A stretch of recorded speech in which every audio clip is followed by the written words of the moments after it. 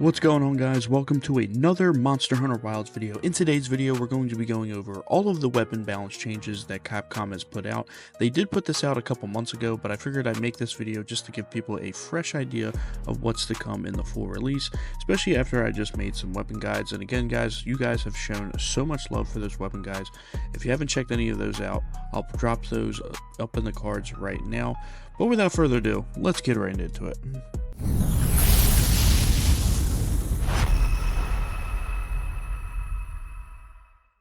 And just one quick reminder, guys, we are doing a giveaway for a free copy of Monster Hunter Wilds of any system of your choice. All you got to do is drop a like, subscribe to the channel if you haven't done so already, and comment down below LDG.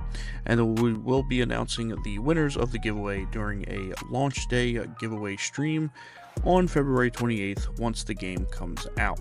Now, first things first, there is a website that I will link down in the description below. It's on the Monster Hunter website, and it talks about the performance of the PS5, Xbox Series X, and the Xbox Series S versions, and it goes over which ones prioritize graphics and at a 4K resolution. There's also Steam requirements with generalized PC requirements. You can take a look at those as well. And if you haven't done so already, if you have a PC, you can download the free Monster Hunter Wilds benchmark test. It's free on Steam, and it'll tell you how you are with the hardware setup that you have, especially with frame generation on or off.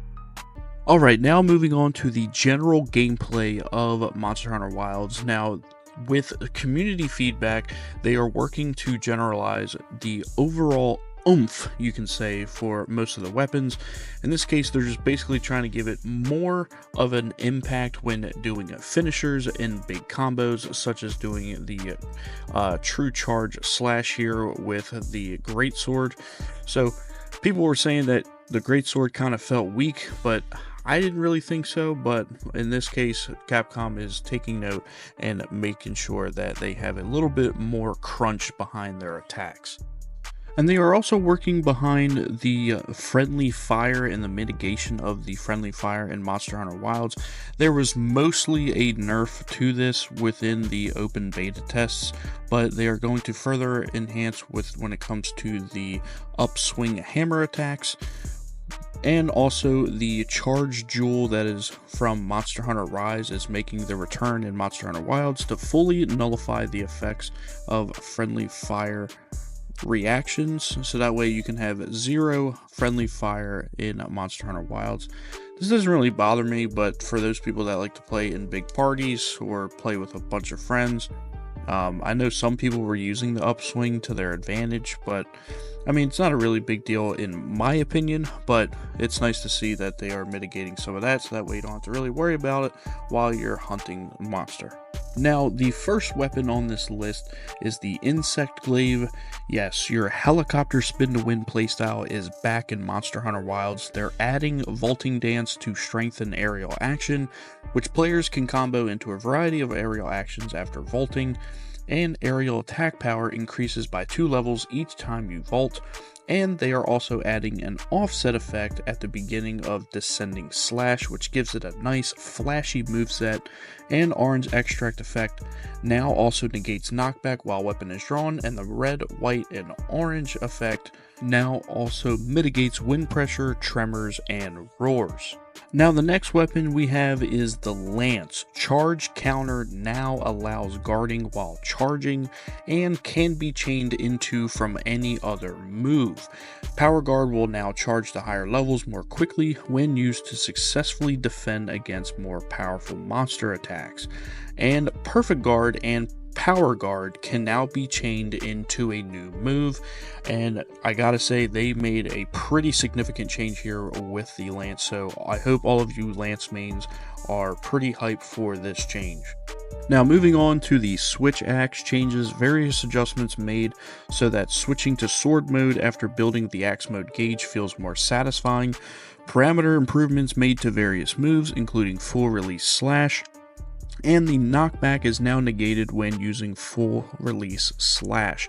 There was a lot of community feedback that felt like this weapon was underperforming in some ways, and I feel like this is a very welcoming buff for this weapon, especially when you do the full release slash.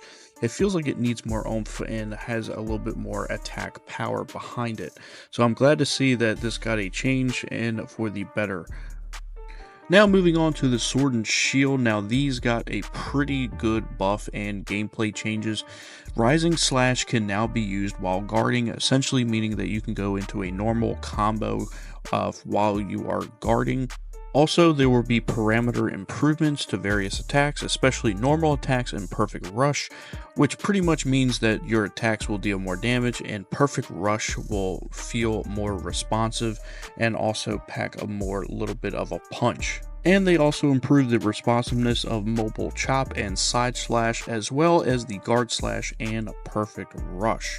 And they also improved the evasion effectiveness of backstep and sliding swipe. So overall, pretty substantial changes for the sword and shield. I felt like it was underperforming in the beta, so for you people that are really excited for the sword and shield, then I would definitely give it a try once the full game releases. So that is pretty good to hear for the sword and shield side of things. Now moving on to the bow, they are rebalancing this weapon. This was one of the most recent weapon guides that I just made after the beta. It's getting a rebalance, so it's getting a nerf and a buff at the same time, but you're still going to be able to absolutely wreck with this weapon. So first off, rebalancing the bow with increased attack power and responsiveness of moves such as normal attacks and arc shots, while toning down the power of tracer shots.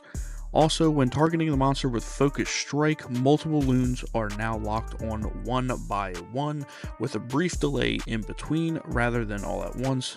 So you'll still be able to lock onto weak spots effectively. You just won't be hogging all of the weak spots if you're like in a party or whatever. But even if you're playing solo, it's still not that big of a change, but you'll still be able to absolutely wreck with this weapon. So I mean, it's good.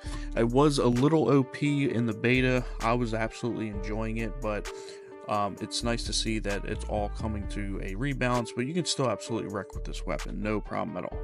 And then lastly, just some overall changes for the other weapon, general wide-ranging adjustments to skills and elemental values to balance for full game content, including the end game, and overall adjustments to hit detection and low damage output compared to past Monster Hunter titles.